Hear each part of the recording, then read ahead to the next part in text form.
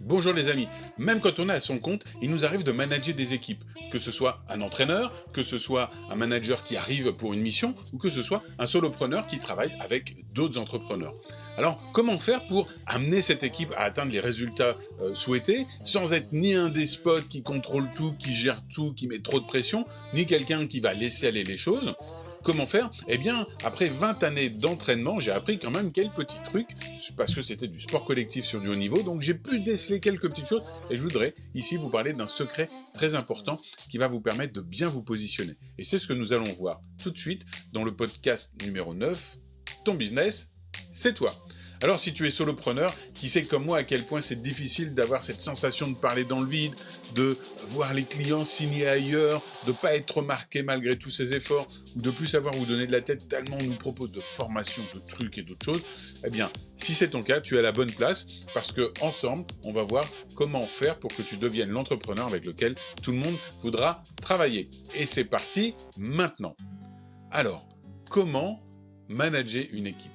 Comment faire en sorte qu'elle puisse atteindre ses objectifs?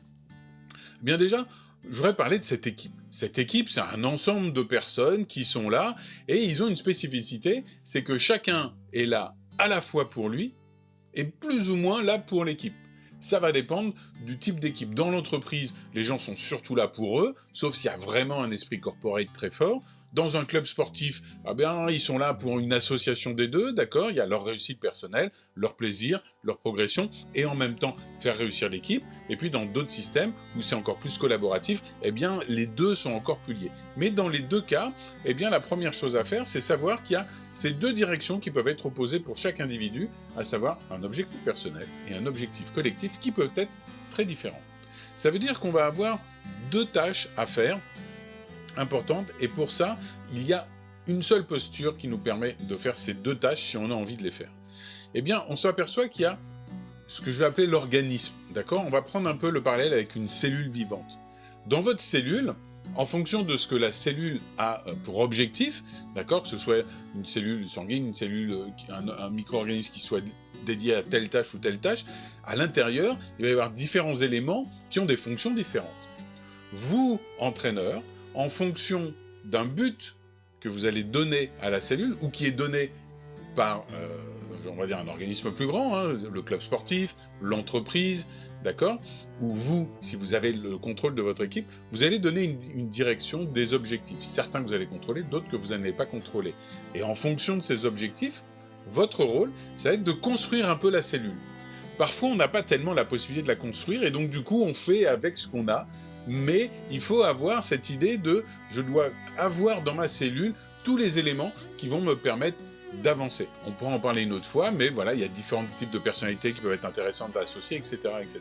Mais la première chose à savoir, c'est donc qu'il y a d'abord les membres de son équipe à gérer pour un peu les refocaliser, non pas sur leur objectif individuel, mais aussi sur l'objectif collectif. Ça, c'est un travail en soi, c'est pas le but ici. Le but, c'est de vous expliquer la posture à prendre, parce qu'à côté de ça, il y a tout ce qui se passe à l'extérieur. Et ça, souvent, on l'oublie. Ce qui se passe à l'extérieur, ça peut être des pressions, d'accord? Ça peut être, dans le monde sportif, par exemple, ça peut être des journalistes qui viennent poser des questions, ça peut être des supporters, ça peut être le président du club qui vient vous mettre la pression, ça peut être des parents, ça peut être un DRH, ça peut être votre N+1, ça peut être des pressions financières que vous-même vous avez, que vous subissez, si vous êtes entrepreneur avec d'autres entrepreneurs avec des objectifs financiers. En fin de compte, il y a plein de pressions, et il y a plein d'informations aussi qui arrivent de l'extérieur. Une cellule, elle n'est pas fermée à ce qui se passe à l'extérieur, puisqu'elle est en permanente adaptation à l'environnement. Et donc vous, et c'est ça la clé, vous êtes la membrane, le tissu qui protège les éléments qui sont dans la cellule, qui leur donne un sens, un but, parce que c'est vous qui délimitez et qui organisez, et en même temps, vous êtes une membrane qui doit décider ce qui doit sortir et ce qui doit rentrer dans la cellule. Je vous donne un ou deux exemples, pour être plus concret. Quand on entraîne une équipe sportive, on le sait souvent, une règle importante, c'est les problèmes qui se passent à l'intérieur de l'équipe, d'accord, ne doivent pas partir à l'extérieur. Et donc l'entraîneur est là pour faire respecter cette règle, ou pour éviter que des petites problématiques qui puissent arriver entre joueurs, entre athlètes, etc., ou entre collaborateurs, sortent pour polluer l'extérieur, ce qui va du coup renvoyer des informations des injonctions fortes. Donc du coup, on va essayer de gérer en interne, comme on dit. Et puis ça sera à l'entraîneur de savoir si à un moment, c'est lui qui doit faire la passerelle vers l'extérieur pour voir si c'est pas quelque chose de l'extérieur qui va pouvoir résoudre le problème. Mais sinon, il y a ce langage à l'intérieur. Dans l'autre sens, il peut y avoir des pressions qui arrivent de la part de N+1, d'un président de club, des pressions financières. Et c'est à cette membrane, donc vous, l'entraîneur, le coach, le manager, d'absorber cette pression de manière à ce qu'elle n'atteigne pas les membres qui sont à l'intérieur, protégés par cette membrane, et que cette membrane serve un peu à amortir les chocs. Donc cette membrane, en amortissant les chocs, vous allez lui permettre de rester focalisé sur son fonctionnement interne. Et si vous organisez bien ce fonctionnement interne, l'objectif sera évidemment d'atteindre son rôle, sa fonction, de gagner un championnat, de réussir une mission, un projet, d'atteindre ses objectifs financiers. Quel que soit l'objectif, vous allez protéger et en filtrant les informations. Donc vous aurez à la fois un rôle de filtre, un rôle d'absorbant, d'accord, on absorbe les chocs, d'accord, et puis aussi un autre rôle qu'on oublie peut-être un peu, c'est un rôle de facilitateur. C'est-à-dire que vous allez absorber l'information, la digérer, bien l'assimiler et la donner à l'intérieur de la manière la plus simple et la plus utile possible. C'est-à-dire que vous allez filtrer toutes les informations, vous allez vous dire, tiens, il y a ça, ça et ça qui sont pas intéressants pour eux, ou alors juste ça, donc je vais leur parler juste de ça, le reste, on verra plus tard, et du coup, ça leur permet de ne pas être en surcharge d'informations.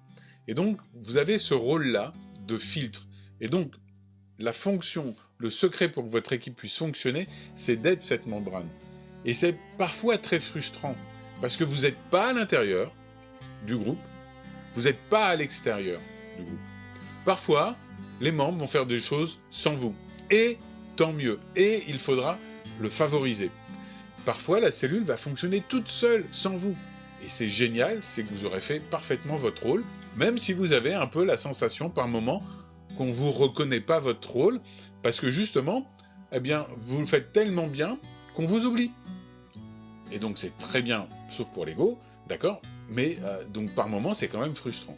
Et puis par rapport à l'extérieur, souvent on a le mauvais rôle, parce que soit on fait remonter des informations, soit on fait filtrer des informations et on absorbe le choc.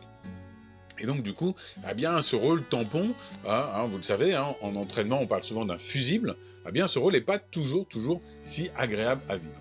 Mais c'est ce petit secret qui fait toute la différence.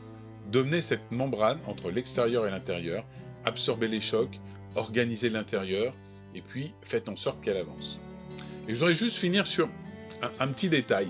Par moment, on me pose la question, mais comment tu sais qu'il faut arrêter d'entraîner une équipe, ou pareil pour un manager, ou pour un indépendant, changer son objectif, changer la société avec laquelle il travaille, enfin quel que soit son objectif, mais à un moment, la cellule n'arrive plus à fonctionner. La cellule peut ne plus arriver à fonctionner, soit parce qu'à l'intérieur même, il y a des dysfonctionnements, soit parce que la pression ou l'environnement externe n'est pas du tout compatible. Vous le savez, les cellules humaines, d'accord, ont des limites, d'accord, en termes de température, en termes de pH, etc. Il y a des limites physiologiques. On est capable de s'adapter, le corps humain peut s'adapter, plus il s'adapte, mieux c'est, mais il a quand même des limites. Quoi qu'on en dise, on ne peut pas fonctionner à moins 40 degrés pendant 3 ans, ou à plus 60 degrés, ou à zéro humidité sans boire. On a des limites physiques, physiologiques. Les cellules humaines, les groupes, c'est pareil, ils ont des limites. Tant que vous voyez que vous êtes entre ces limites, et donc que la cellule ne va pas casser, qu'elle va pouvoir s'adapter, vous pouvez faire évoluer votre équipe. Par contre, si vous sentez que la pression externe est trop forte, ou que tout simplement ce que vous mettez en place n'est pas en adéquation avec ce qui se passe à l'extérieur de la cellule, je prends un exemple très simple, vous développez une équipe de partenaires et votre objectif, c'est de construire sur le long terme. Or, vous avez des injonctions permanentes du corporate, etc., vous disant il faut réussir vite, il faut réussir vite, il faut réussir vite, il faut réussir vite. Vous pouvez soit vous dire ok, je m'adapte, soit à un moment vous dire de toute façon, si je veux fonctionner comme j'en ai envie, ici ça ne marchera pas. Et à ce moment-là, je vais fonctionner ailleurs. Et là, c'est le signe qu'il faut changer. En tout cas, c'est un signe inquiétant si vous voyez que vous arrivez vers cette rupture et que vous ne pouvez pas être trop flexible. Donc voilà quelques indicateurs qui sont intéressants. Ça s'applique dans tous les domaines, pour toute taille de cellule. si vous voulez être l'organisateur, soyez la membrane.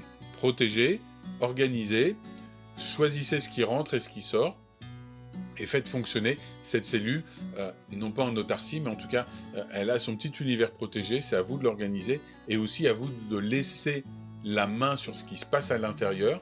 C'est pour ça que dans les équipes, on dit qu'il y a un capitaine d'équipe. Dans les entreprises, même s'il y a un manager, vous savez, à côté de l'organisation structurelle officielle, l'organigramme, le N+1, donc celui qui est au-dessus des autres, c'est le chef et les autres obéissent. On le sait qu'à niveau équivalent, il y a toujours des leaders qui apparaissent, il y a toujours des personnalités qui sont plus ou moins compétentes pour certaines choses et vers lesquelles les gens vont se retourner quand cette problématique arrive. Donc sachez les repérer, sachez les utiliser, les mettre en valeur, de manière à ce qu'eux-mêmes prennent le leadership à l'intérieur de ce système. Et vous, du coup, vous n'êtes plus un leader, mais vous êtes quelqu'un qui va prendre du recul, qui va permettre à cette cellule de se développer grâce à un leader à l'intérieur. Et si vous réussissez bien votre travail, souvenez-vous ce qui se passe dans les cellules, elle va se diviser toute seule. Et ce leader va être le noyau d'une nouvelle cellule. S'il se débrouille bien, il va être un peu la membrane en même temps. Il va permettre à une nouvelle cellule de s'organiser. Et vous aurez 2 cellules autonomes, et puis une troisième, une quatrième, et vous allez faire grandir votre business comme ça. Voilà, j'espère que cet indicateur vous a été utile. Et surtout, si vous voulez me contacter, n'oubliez pas que vous pouvez tout simplement m'envoyer un message sur Telegram. Donc mon Telegram, c'est @Olivier Parent. Vous tombez directement sur mon compte perso. Vous avez ce podcast en version audio et en version vidéo sur YouTube, mon compte Olivier Parent. Donc dans tous les cas, vous pourrez me trouver. N'hésitez pas à me parler de sujets que vous aimeriez que j'aborde. Et surtout, s'il vous plaît, pensez à ce petit like, à cette petite recommandation pour les podcasts, très utile pour me permettre de continuer à avancer. En tout cas, je vous souhaite de devenir cet entraîneur avec lequel tout le monde voudra travailler. Et je vous dis à bientôt pour d'autres aventures. Merci encore.